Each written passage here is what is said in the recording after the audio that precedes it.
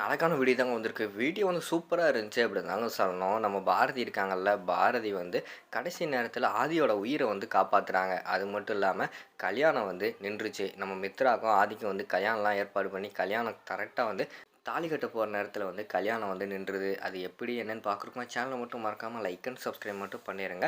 First எடுத்த உடனேயுமே வந்து பாரதி அவங்க கேங் இருக்காங்கல்ல, பாரதி, லதா எல்லாருமே சேர்ந்துக்கிட்டு, சரி நம்ம இந்த இடத்த விட்டு கிளம்பிருவோம், போயிருவோம் அப்படிங்கிற மாரி சொல்லிட்டு அந்த இடத்துல முடிவு எடுத்துட்டு கிளம்புறாங்க. அந்த இடத்துக்கு வந்து சித்தார்த் வந்து வராரு. வந்தவொன்னேயுமே வந்து, "என்ன பாரதி என்ன கிளம்பிட்டீங்க?" அப்படிங்கிற மாரி சொல்றாங்க.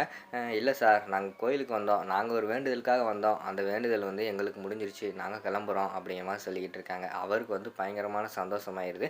நம்மளே வந்து இந்த ஃபேமிலிய எப்படியாவது பார்சல் பண்ணி இந்த கோயில விட்டு அனுப்பிடலாம்னு நெனச்சு வந்தா, அவங்களே கிளம்புறாங்களே! நம்மளோட வேலைய வந்து ஈஸி ஆக்கிட்டாங்க. சரி இருக்கட்டும், அவங்களே போட்டும் அப்படிங்கிற மாரி சொல்லிட்டு, "ஓ! அப்படியா பாரதி, இருந்து கல்யாணத்த பார்த்துட்டு போலாமே." அப்படிங்கிற மாரி சொல்லிக்கிட்டு இருக்காரு.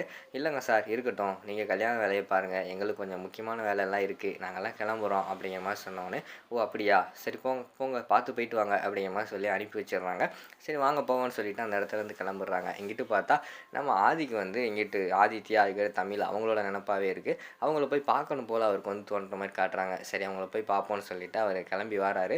பார்த்தா அவங்க வந்து கோயில விட்டு போய்க்கிட்டு இருக்காங்க. அத பார்த்தோனே ஷாக் ஆயிடுறாரு. என்ன நமக்கு வந்து கல்யாண ஏற்பாடு, கல்யாணம் எல்லாம் பண்ணிக்கிட்டு இருக்காங்க. இவங்க என்னடான்னா யாரோ மாதிரி நம்மளே விட்டுட்டு போறாங்களே அப்படின்னு சொல்லிட்டு விறுவிறுன்னு போறாங்க. அதாவது "பாரதி எங்க போறீங்க? எங்க போறீங்க?" அப்படின்னு சொல்லிட்டு அந்த இடத்துல வந்து நம்ம ஆதி வந்து போற மாரி தான் காட்டுறாங்க. "இல்ல சார், எங்களுக்கு கொஞ்சம் வேலை இருக்கு. அதான் கிளம்பலான்னு பார்த்தோம்." அப்படிங்கிற மாரி சொல்றாங்க. "என்ன பாரதி நெனச்சுக்கிட்டு இருக்கீங்க? நான் வந்து உங்களோட வந்து சேர்ந்து கோயிலுக்கு வந்தேன். கடைசியில என்னையும் விட்டுட்டு தனியா நீங்க மட்டும் போறீங்க.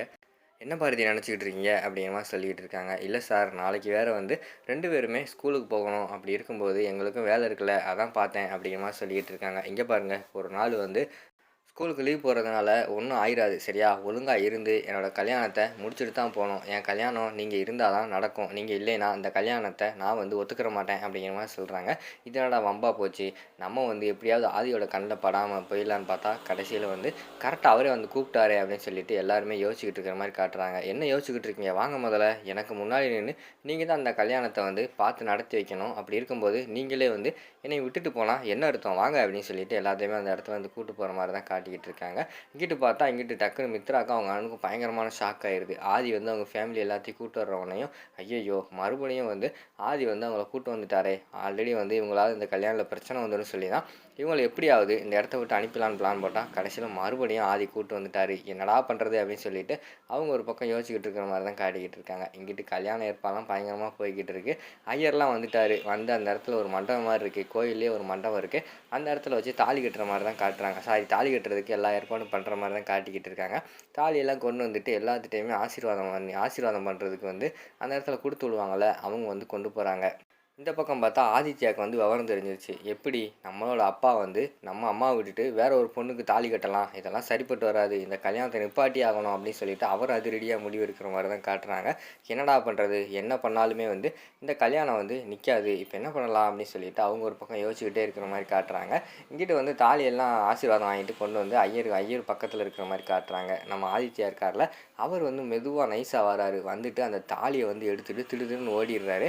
சரி தாலி கட்ட சொல்லுவோன்னு சொல்லிட்டு ஐயர் வந்து அந்த தட்ட பார்க்காரு. அதில வந்து தாலி இல்ல. "தாலிய காணோம். இங்க வச்ச மாங்கல்யத்த எங்க?" அப்படிங்கிற மாரி சொல்லிக்கிட்டு இருக்காங்க. பார்த்தா ஆதித்யா வந்து அத தூக்கிட்டு ஓடிக்கிட்டு இருக்காரு. ஒரு கூட்டத்தில இருக்க எல்லாருமே சொல்றாங்க, "அந்தா அந்த தம்பி தான் எடுத்துட்டு ஓடுறான்." அப்படிங்கிற மாரி சொன்னவுனே ஆதி வந்து, "டேய் ஆதித்யா இருடா, தாலிய குட்றா." அப்படிங்கிற மாரி சொல்லிட்டு ஆதி வந்து பின்னாடியே விரட்டிட்டே போய்க்கிட்டு இருக்காரு. "நான் தரமாட்டேன்ப்பா. நீங்க எப்படி வந்து வேற ஒரு பொண்ணுக்கு தாலி கட்டலாம்? அம்மா இருக்கும்போது வேற பொண்ணுக்கு தாலி கட்டக்கூடாது. நான் அந்த தாலிய தரமாட்டேன்." அப்படிங்கிற மாரி சொல்லிட்டு, அவர் வந்து கோயில சுத்தி ஓட ஆரம்பிச்சுடுறாரு. பின்னாடியே வந்து நம்ம ஆதி இருக்கார்ல, அவர் விரட்டிட்டே போய்க்கிட்டு இருக்காங்க. அவங்களுக்கு பின்னாடியே வந்து நம்ம பாரதி போறாங்க. "டேய் ஆதித்யா குட்றா குட்றான்னு" சொல்றாங்க. "இல்லம்மா, யாரு கேட்டாலும் தரமாட்டேன்." அப்படிங்கிற மாரி சொல்லிட்டு, அவர் விறுவிறுன்னு வந்து ஒரு அந்த கோயில்ல வந்து தெப்பக்குளம் மாரி இருக்கு. அது பக்கத்துல போயிடுறாரு.